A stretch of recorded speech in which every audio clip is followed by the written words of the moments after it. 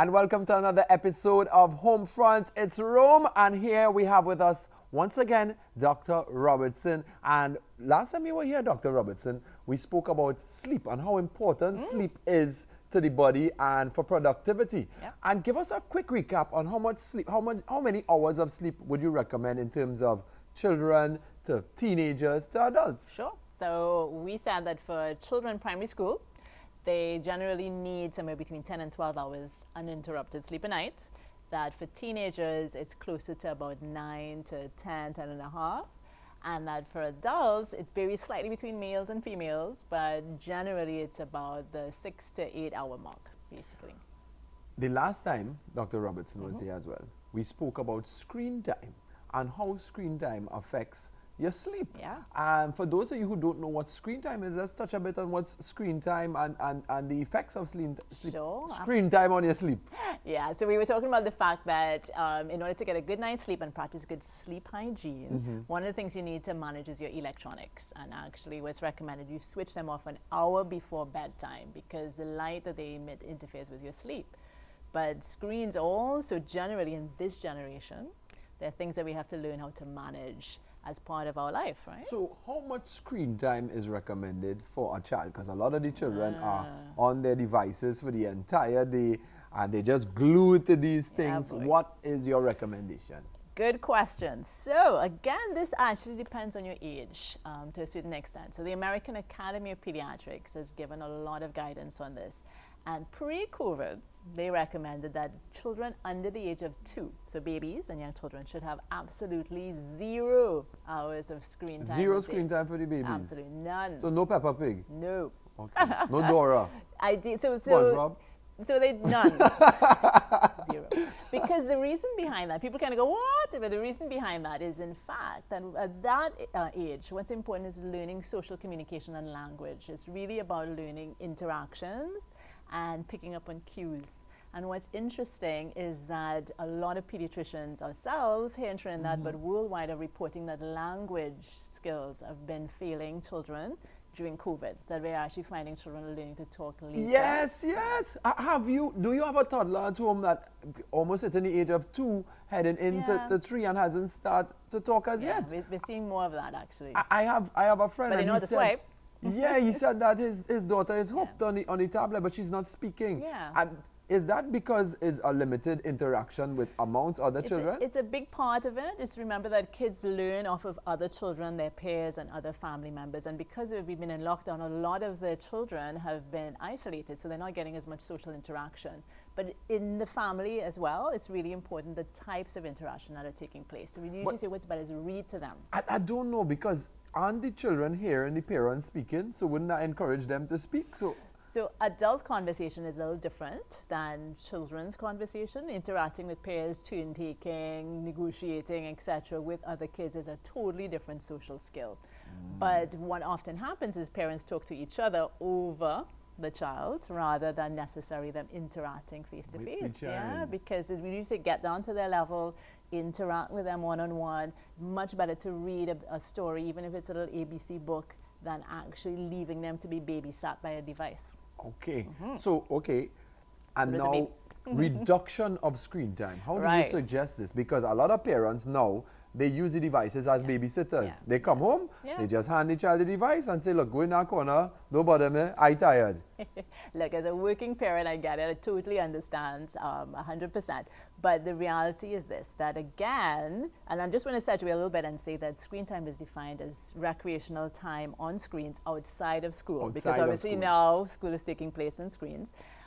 During the school day, what we do recommend, what eye doctors recommend, because we're getting lots of eye difficulties as well, is a 20-20 rule. Every 20 minutes, you take a break and you look away at a distance that's 20 meters away for at least a couple of seconds. Just get your eyes used to that and come back to the screen.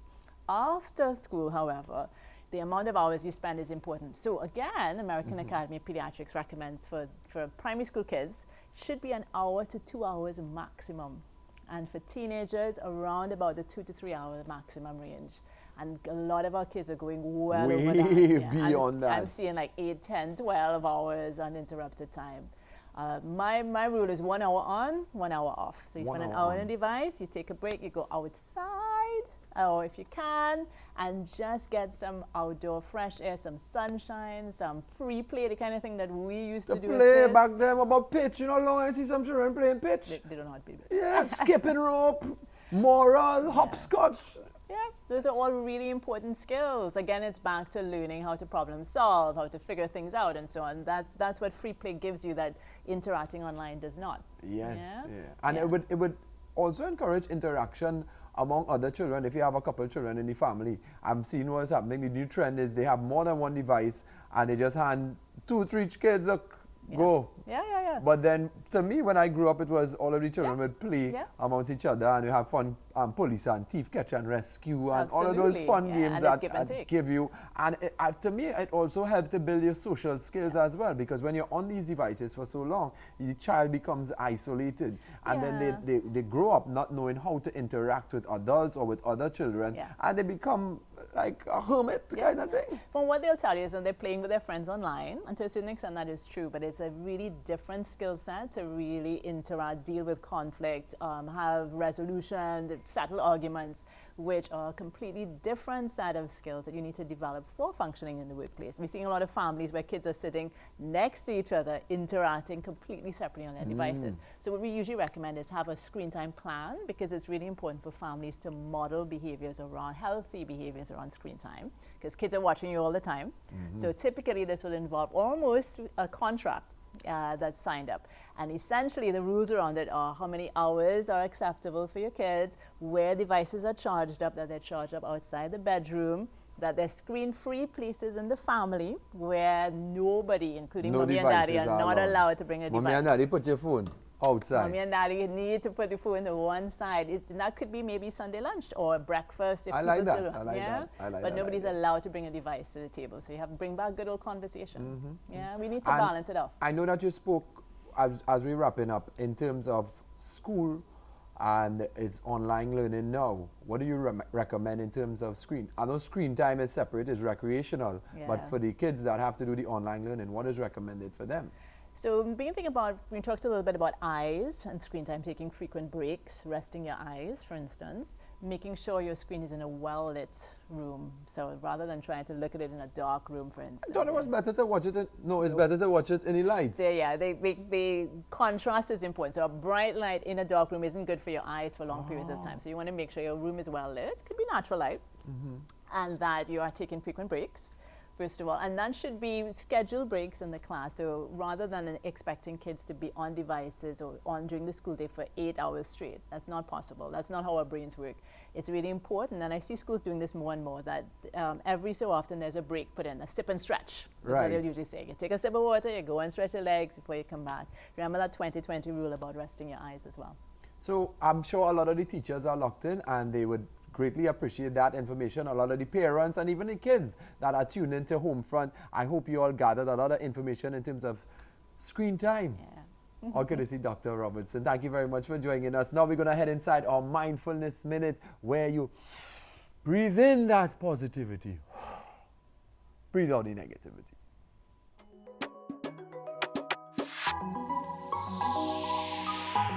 Welcome to this Mindful Minute. So sitting comfortably, just close your eyes. And today we're going to focus on our breathing. So whatever part of the breath cycle is most noticeable for you, just keep your awareness there.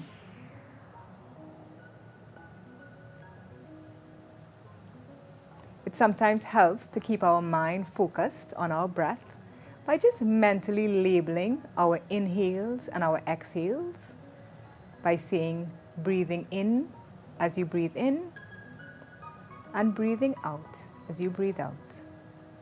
So just mentally say that to yourself, keeping your mind focused on your own breath.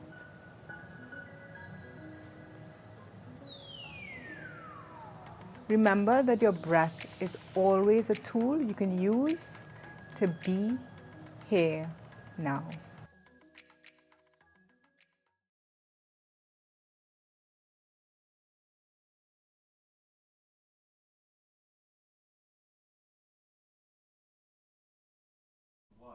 And that was our Mindfulness Minute. And now we're going to dive straight inside our question and answer segment. Let's see who sent in their question today. Hi, Homefront. I'm Kimber from Toku. My questions are, which is the best vaccines to take? Should one wait on the Pfizer or the Moderna?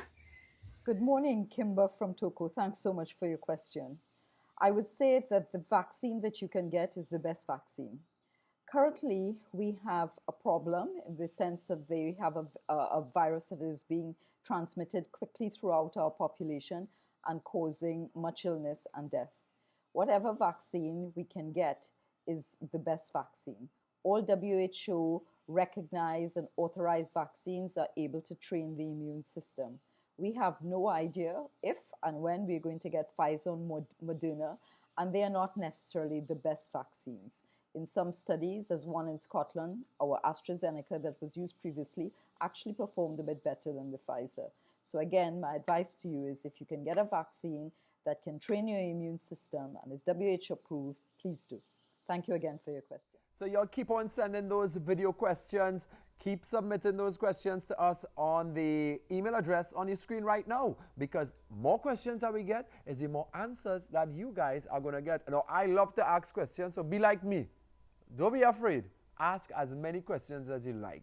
Knowledge is power, and we're going to answer them right here on the home front. We want to say very, very, very special thanks to Dwellings, because all you a fancy home, you know, a fancy at home inside Dwellings, and to the PED CARES Foundation. So keep on donating as we support the entire pediatric hospital out there at Mount Hope. Remember, they partner with the schools and the organizations to make sure that the kids of the future are secure. My name is Rome. Thank you very much for joining us right here on Home Front. Catch you guys tomorrow.